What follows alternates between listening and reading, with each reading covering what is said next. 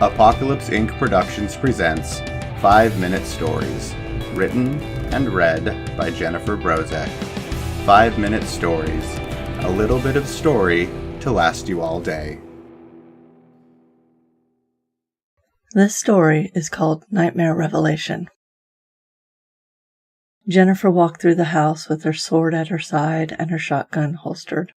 The toys hadn't begun to attack. Not yet. They would. Of course they would. They did every night these nights. It would begin as soon as she opened her niece's bedroom door. She pushed the door open and looked inside. For a moment nothing stirred. Then the toys began to move. Small movement. Mostly just looking at her. But there was a bright light in the center of the room.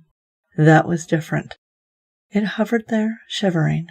Jennifer slowly walked towards the light. When she got near enough to it, it shifted and engulfed her. At first, there was nothing but a babble of voices, and a light so bright it blinded her. "Please, I can't understand you. There's too many of you. Slow down, please. Are you going to tell me how to defeat the evil here? Are you going to help me?" There was a sense of effort. Through the babble of voices, individual ones could be heard. "Get out! Get out! You don't belong here! Go away from here! Go away!" "I can't.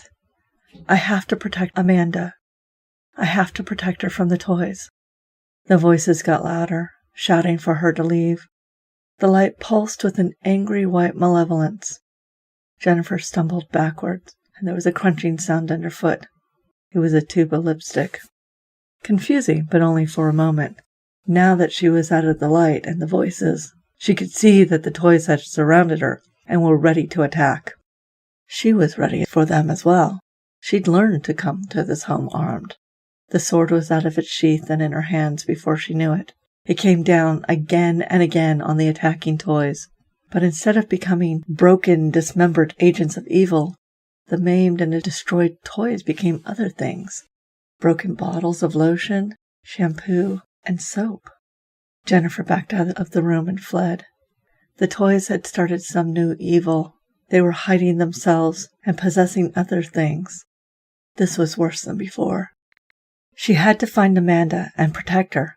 Had to get her way to the safe room where she could protect both of them from everything.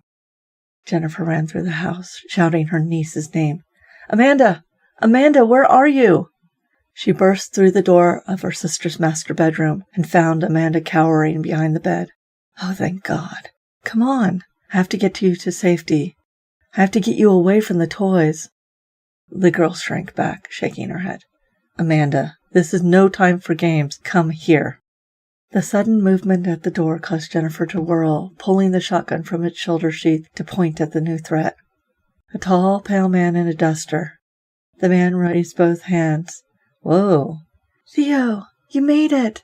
I thought you weren't going to come." Amanda dashed past Jennifer to the man. She flung her arms around him as he hunkered down to hug her. "Nice to meet you, Theo. But we don't have time for happy reunions. We've got to get going. You can come with us since Mandy knows you." Jennifer holstered her shotgun, but kept the sword in hand and a lookout for more of the demonic toys. Amanda and Theo just looked at her. Neither of them made a move. "Come on," Jennifer insisted. "We have to go." Theo cocked his head and asked, "Is this her?" Amanda nodded. "Are you sure?" "Yes." Amanda almost burst into tears. The fear and hatred in her niece's voice startled her. "Mandy, what's wrong?" Amanda was not looking at her. She gazed at the tall man. "It's her. She's the one who kills my toys every night.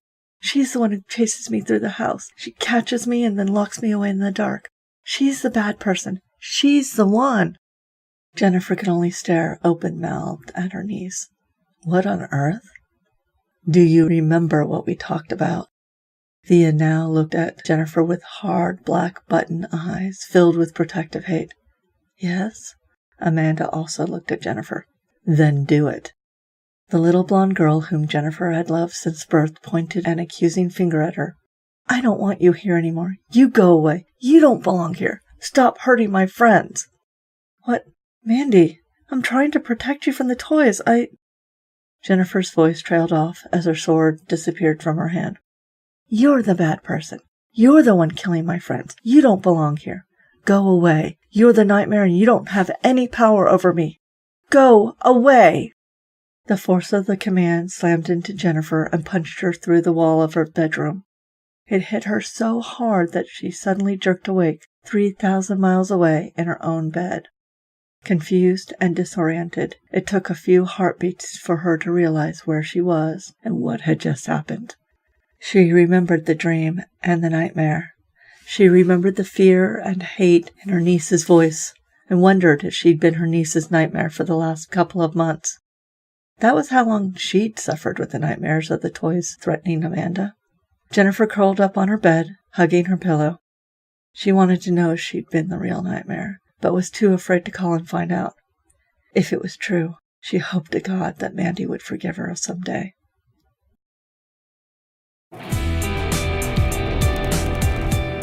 Apocalypse Inc. Productions hopes you have enjoyed this story by Jennifer Brozek. If you would like to read it, or others like it, it is available in 5-Minute Stories, Volume 3, by Jennifer Brozek on Amazon.com.